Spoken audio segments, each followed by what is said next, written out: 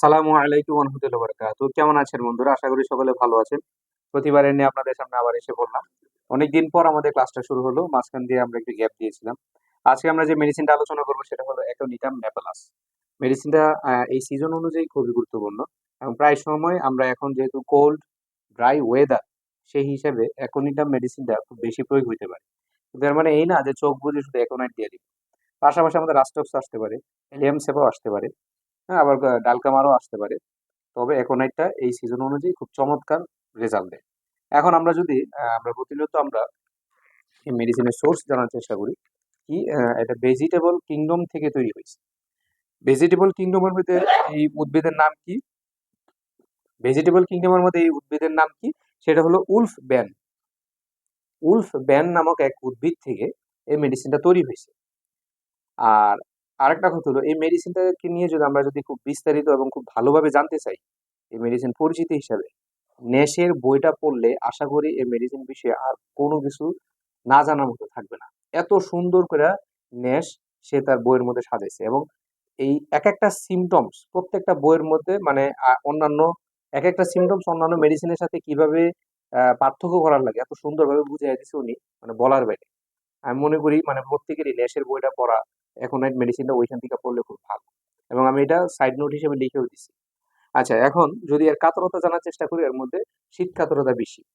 এর মধ্যে কি শীত কাতরতা বেশি এবং মাইজম, সোরা, সাইকোটিক, টিউবারকুলার এই ৩ টা মাইজমে একটু আছে। এবং ক্রিয়াস্থল যদি জানার চেষ্টা করি মনের উপর, মস্তিষ্কের উপর, রক্ত সঞ্চালনের উপর, হৃৎপিণ্ডের উপর এবং শ্লৈষিক ঝিল্লির উপর খুব ভালো কাজ করে এই মেডিসিনটা। এখন আমরা সবসময় যে জিনিসগুলো জানি সর্বপ্রথম হলো যে কি এর এক কথায় এই মেডিসিনটাকে আমরা কিভাবে জানবো?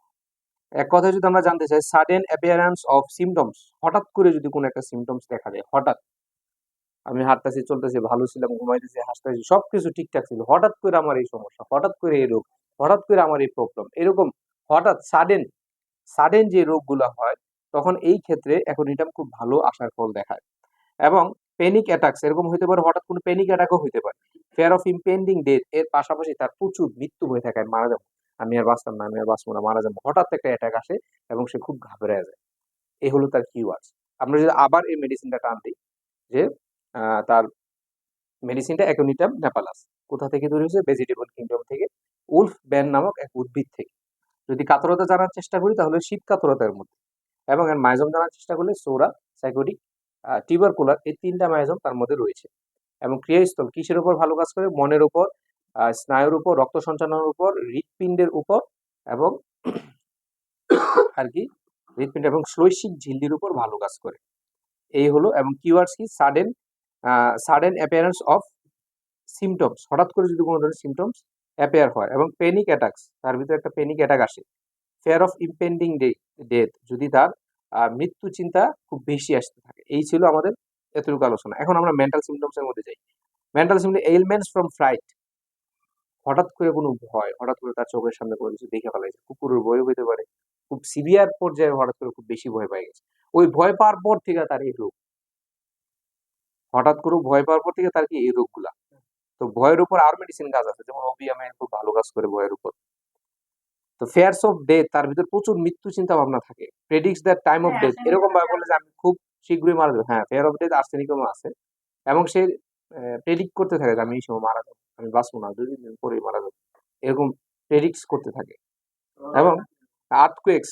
ফেয়ারফুল সে যখন আর্থ শব্দ যে কোনো ধরনের আম, ভূমিকম্প ইয়াটে এগুলো কিন্তু সে খুব ভয় পায় অত্যাধিক ভয় পায় ভীষণ দুর্বিষহ ভয় পায় মনে করে তার রোগটি খুব সাংঘাতিক সে তার রোগটা খুব সাংঘাতিক মনে করে এবং গান বাজনা সে অসহ্য তাহলে মেন্টাল সিমটমস এর দিকে যা দেখলাম সে তার রোগটাকে খুব তীব্র মনে করে এবং ভয় তার মধ্যে আছে মৃত্যু ভয় সে মারা যাবে খুব শীঘ্রই এই বিষয়ে সে কি চিন্তা ভাবনা করতে থাকে। তাহলে এখন এটা মেডিসিনটার তার মেন্টাল লেভেল স্টেটটা কিন্তু অন্যান্যদের থেকে অনেকটাই আলাদা ফিজিক্যাল সিমটমস যদি চিন্তা করি যে একুইট সিমটমস গুলো তার মধ্যে সবচেয়ে বেশি আমরা এই মেডিসিনটা একুইটের ক্ষেত্রে খুব বেশি ব্যবহার করি এর পাশাপাশি আমরা ক্রনিকেও ব্যবহার করি একুইটের ক্ষেত্রে কি যে sudden appears of any any symptoms to এটা হইতে পারে যে exposure to dry cold air or wind cold air এবং ড্রাই ওয়াইন থেকে যখন হঠাৎ করে আমাদের কোনো আহ, রোগ বালাই হয়ে থাকবে তখন আমরা এই মেডিসিনটাকে স্মরণ করতে পারবো। এবং from becoming cold during perspiration, সে এরকম দেখা যাইতেছে কি যে সে খুব ঘামতেছে এবং ঘামতে ঘামতে এই ঘামের ঠান্ডা বসে গিয়া তার কি এই একটা কিছু হয়ে গেল যে from becoming cold during perspiration, সে ঘামতে ঘামতে ঠান্ডা লাগতে লাগতে কি তার এরকম রোগ বালাই হয়েছে।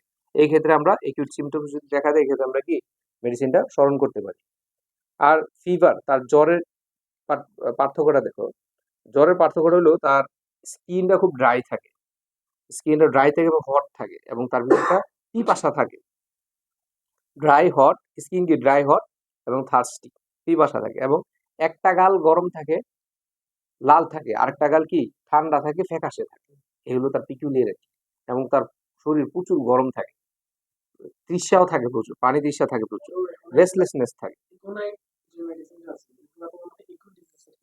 হ্যাঁ, একুইট ডিজিজের ক্ষেত্রে ব্যবহার হয়, আবার ক্রনিক ডিজিজের ক্ষেত্রেও ব্যবহার হয়, তবে একুইটের ক্ষেত্রে বেশি ব্যবহৃত হয়। এবং ফিভারটা দেখলো তো কি ফিভার এবং গ্যাস্ট্রাইটিস, তার ভিতরে স্টোমাকে, হ্যাঁ স্টোমাক প্রবলেম, তার stomach inflammation after cold water and drinks. আমি একবার একটা দেখছিলাম, হঠাৎ একটা পেশেন্ট আমাদের আসছিল, যদিও ওই পেশেন্ট আমি ডালকা মারা দিয়ে করছিলাম কোল্ড ওয়াটার ড্রিঙ্কস। তো এইখানে কিন্তু অ্যাকোনিটাম নেপালেসও খুব ভালো কাজ করতো। পরবর্তীতে হয়তো মেডিসিনটা আমি প্রয়োগ করছি, কিন্তু ওই রেজাল্টে উনি বিদেশ চলে যাব এই জন্য বলতেছে যে খুব দ্রুত আমার কিছু একটা করে, আমার বিদেশ যাবে, ব্যথা থাকলে আমার হইব না। তো অনেকটাই কমায় আনা হয়েছিল, প্রথম বাড়ছিল, বাড়ার পর আস্তে আস্তে কমে আসছে ব্যথাটা। ওই সময় আমি ডালকামার ইউজ করছি। তো আমি এরকম প্রশ্ন আসতে পারে না কি রে, ঠান্ডা পানি খায় কি কারো গ্যাস্ট্রিকের সমস্যা হয়? তো ওই লোকটা এরকম হয়েছিল, সে ঠান্ডা বাহির থেকে ঠান্ডা ইয়া খেছিল, জুস খাইছিল, জুস খাওয়ার পরতেই তার হঠাৎ করে পেটের মধ্যে ব্যথা করতেছে, গ্যাস হয়ে ফুললা থাকে ভাই করে, কোনো রোগ নাই, কোনো রোগ পায় না, কিন্তু ঠিকই ব্যথা করে, পেট ব্যথা করে। পেট ব্যথা চলে গেছিল, কিন্তু ওটা পাশের যে বুকের চিনচিনে ব্যথাটা একটু রয়ে গেছিল। তো উনি খুব খুশি হয়েছিল, আমি ডালকামারা ইউজ করছিলাম। আচ্ছা, তারপর এইখানে দেখি আমরা হার্ট এফেকশনের ক্ষেত্রে দেখি হার্টের উপর এই মেডিসিন খুব একটা দখল আছে।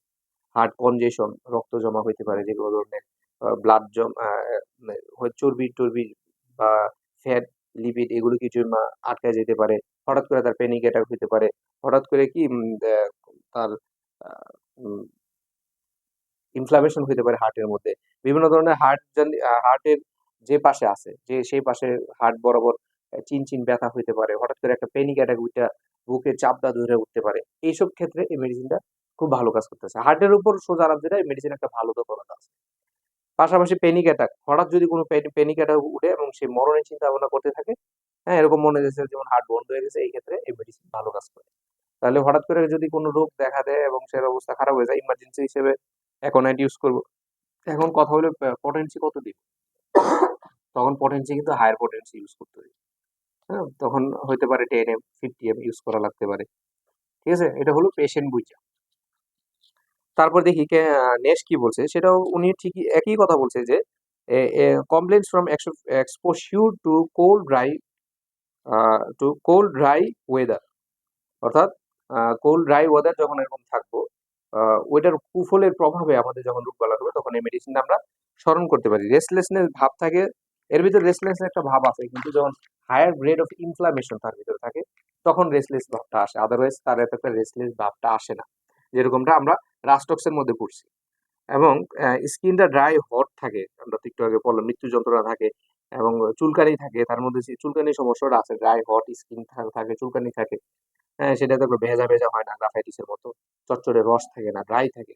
ঠিক আছে, এবং পেইন, তার শরীরে যে ব্যথা বেদনা, এটা কিরকম থাকে, রেস্টলেসনেস, অ্যাংজাইটি, ফেয়ারফুলনেস, ভয় থাকে, অ্যাগনি, বিষাদ থাকে, মেন্টাল সিমটমসটা কতটুকু ভয়াবহ, এবং সে মনে করতে থাকে যে তার রোগটা খুব সাংঘাতিক। এবং এর পাশাপাশি দেখো যে সে ভয় পায় বিভিন্ন জিনিস, সেটা হতে পারে কোনো শব্দ, কোনো আর্থকোয়েকস, হ্যাঁ ভূমিকম্প, সেই সকল ছোটখাটো শব্দের মধ্যে সে খুব ভয় পায়।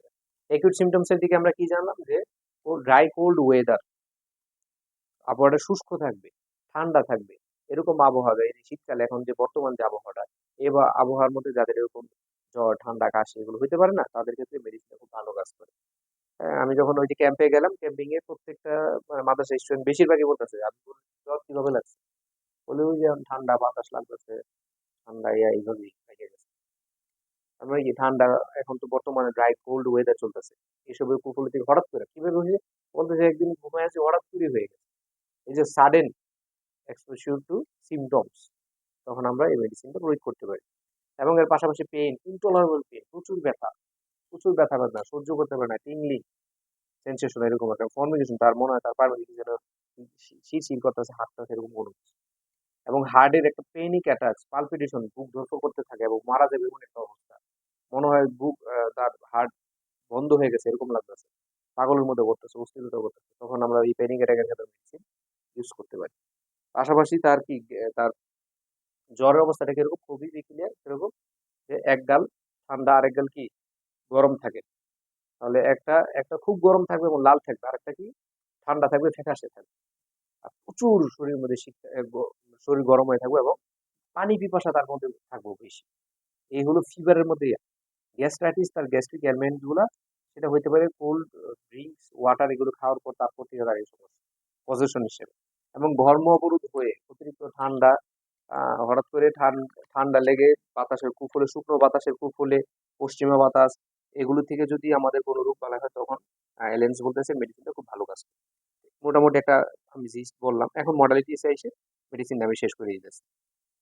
মডালিটিস এর দিকে আমরা যা দেখলাম অ্যাগ্রাভেশনে, সন্ধ্যা রাতে, সন্ধ্যার পর তার সমস্যা বাড়ে, আমরা শুধু রাষ্ট্রশালী ভাবি এরকম, কিন্তু সন্ধ্যায় রাতেও বাড়তে পারে, গরম ঘরে বাড়ে, সমস্যাগুলো গরম ঘরে বাড়ে, বিছানা হতে উঠে বসলে তখন বাড়ে ব্যথা এবং লাইং অন পেইন আছে, যেখানে ব্যথা ওখানে বসলে বাড়ে, কোল্ড ড্রাই ওয়েদারে থাকলে পারে, কোল্ড ওয়াটার খেলেও পারে। কিন্তু তাও সে কোল্ড ওয়াটার, এ দেখো, তাও সে কোল্ড ওয়াটার এবং ইয়াগুলো চায়, সে ঠান্ডা পানি খেতে চায়। এবং এমএলডিশন কিসে, খোলা বাতাস বাইরে হাঁটাহাঁটি করলে তার এই সমস্যাগুলো কমে। তো এই ছিল আমাদের আজকের মেডিসিন, অ্যাকোনিজম মেডিসিন, আশা করি খুব ভালো বুঝে আসছে। এখন আমরা এগুলোকে ল্যাবরেটরাইজ করবো, যাতে এই মেডিসিনের উপর আরো ভালো দখলতা আসে। আমাদের সাথে যারা প্রতিনিয়ত আছেন, প্রতিনিয়ত এই ভিডিওগুলো দেখে লাইক, কমেন্ট, ফলো, শেয়ার করে পাশে থাকুন। ভালো থাকবেন, সুস্থ থাকবেন। আসসালামু আলাইকুম।